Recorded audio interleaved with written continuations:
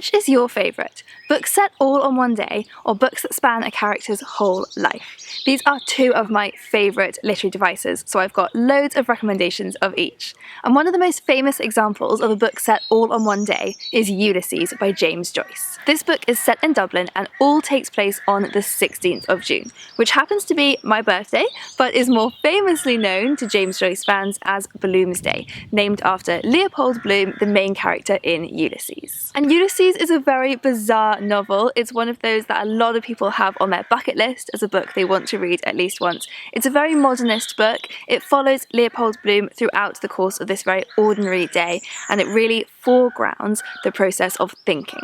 And as you might guess from the title, it is a very loose adaptation of the Odyssey by Homer, so classics fans would enjoy spotting those little parallels.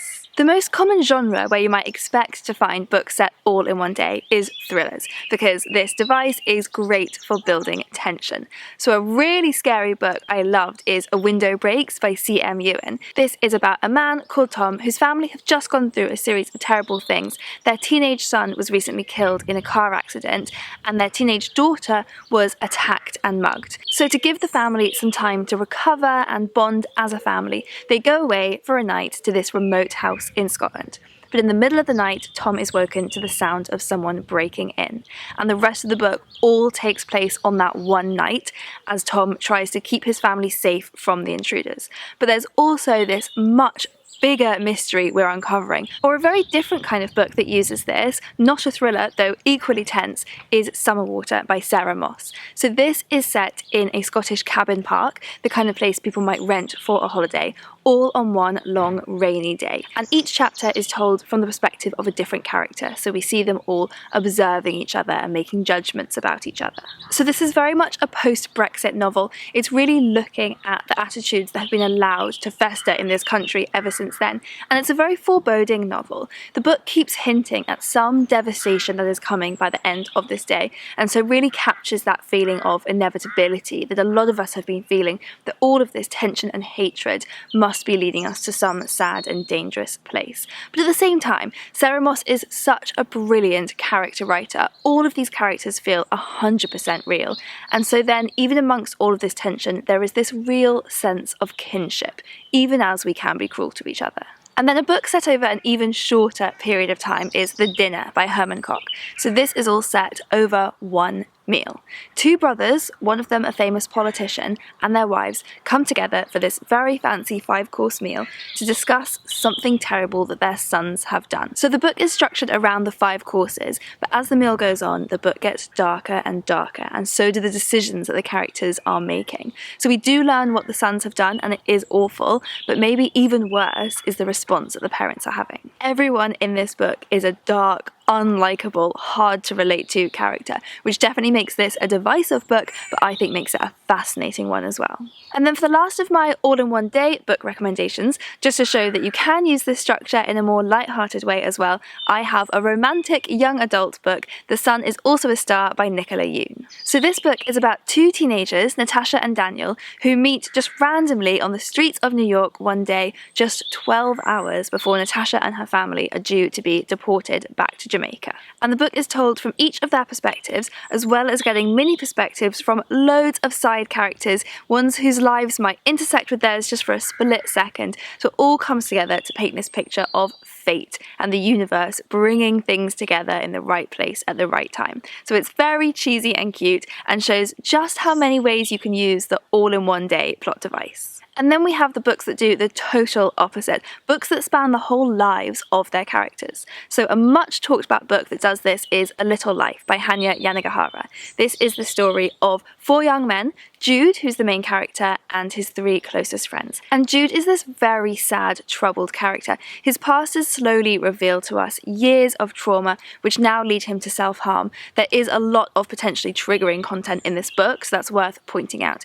And it's a very, very sad book, but it's also one of my favourites, because in between all of the terrible things that happen, you get these lovely moments of tenderness between the characters, so that even though there aren't any neat happy endings or moments of justice for the people that mistreated Jude, it is still a hopeful novel even while being so sad. And another really interesting thing about this book is how completely timeless it is. There are absolutely no references to wars or historical events or presidents or anything that could allow you to put a time on it, but things like mobile phones and the internet exist the whole way through, even back when Jude is a young boy. So it's totally removed from time and kind of allows you to forget how much time is actually passing. But a very different approach is taken by John Boyne in The Heart's Invisible Furies. This book is very much rooted in the time periods that it passes through. So each chapter of this book checks in with our main character Cyril in 7-year time jumps, starting with meeting his mother when she's pregnant with him, all the way up until he's an old man.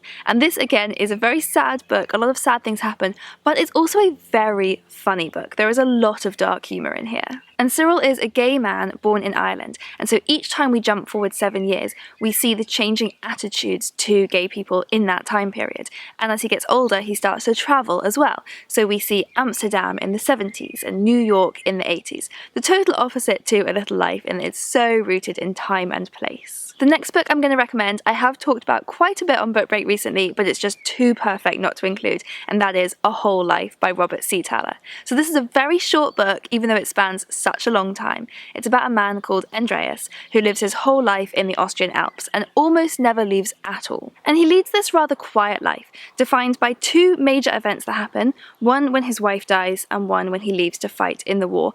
But the book is just as much about the small moments in between that make up a life and his relationship with the nature around him. It's a really beautiful book. Another super popular example of these whole life novels are the Neapolitan novels by Elena Ferrante.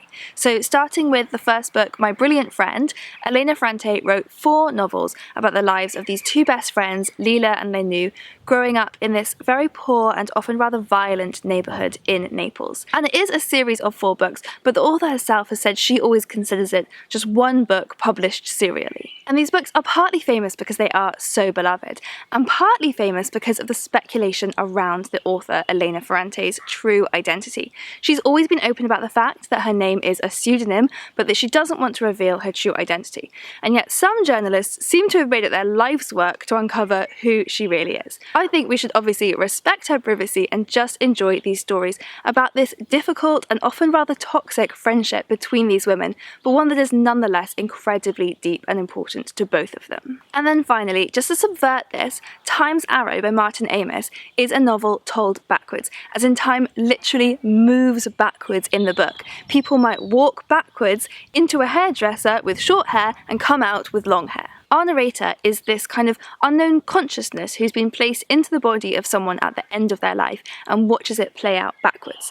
And for a long time, he can't make sense of their actions. He's been put into the body of a doctor whose patients arrive well and leave ill. But as we go further and further back in time, we reach the one terrible moment in our modern history when suddenly this reverse chronology makes more sense to us than what really happened. And it's again a really short book for one that takes place over such a long time. I think people can sometimes be put off from the idea of reading a book that covers a character's whole life because they think they're going to have to read 700 pages, which is true in A Little Life, but I promise it's worth it, but actually isn't true for a lot of these other examples. So I would love to know which of these 2 literary devices you prefer. Do you like books set all in one day, or do you prefer to follow a character through their whole life? And please do give me your recommendations for both, because I absolutely adore both of these.